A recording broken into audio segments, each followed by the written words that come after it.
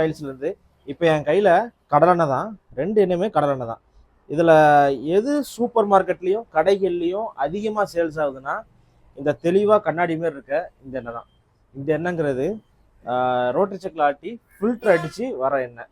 அதாவது ஃபில்டருங்கிறது என்னென்னா, சூடாகி எண்ணெயை வந்து அதிகமாக சூடாக்கி அதில் உள்ள மண்டி எல்லாமே அடியில் செட்டில்மெண்ட் ஆக்கி நீட்டாக மேலே தெளிவான ஒரு எண்ணெயை மட்டும் கொடுக்கறது தான் ஃபில்டருன்னு சொல்லுவாங்க.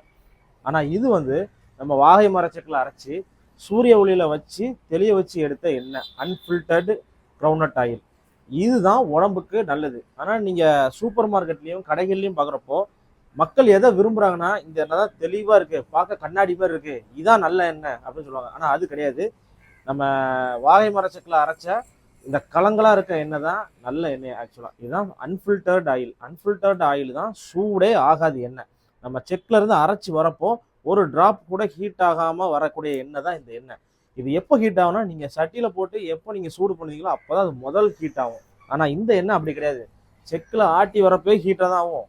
அது இல்லாமல் ஃபில்டருக்கு வர அனுப்புவாங்க. அந்த ஃபில்டர் அனுப்புகிறப்போ உங்களுக்கு நல்ல ஒரு டெம்பரேச்சரில் ஹீட் ஆகி வரனால இதில் ஒரு சத்து இருக்காது. நம்ம சத்து ஃபுல்லாக எதில் இருக்குன்னா, நம்ம வாகை மரச்செக்கில் அரைக்கிற எண்ணெயில் தான் அவ்வளோ சத்து இருக்கும். தேங்காய்னாலும் சரி, கடலைனாலும் சரி, எள்ளுனாலும் சரி, எல்லா சத்துக்களும் இந்த வாகை மரச்செக்கில் அரைக்கிற எண்ணெயில் மட்டும்தான் அவ்வளோ சத்து இருக்கும். உங்களுக்கு எதாவது ஆயில் தேவைப்பட்டுச்சுன்னா கீழே டிஸ்கிரிப்ஷன் நம்பர் இருக்குது, ஆர்டர் ப்ளேஸ் பண்ணி வாங்கிக்கோங்க. தேங்க்யூ.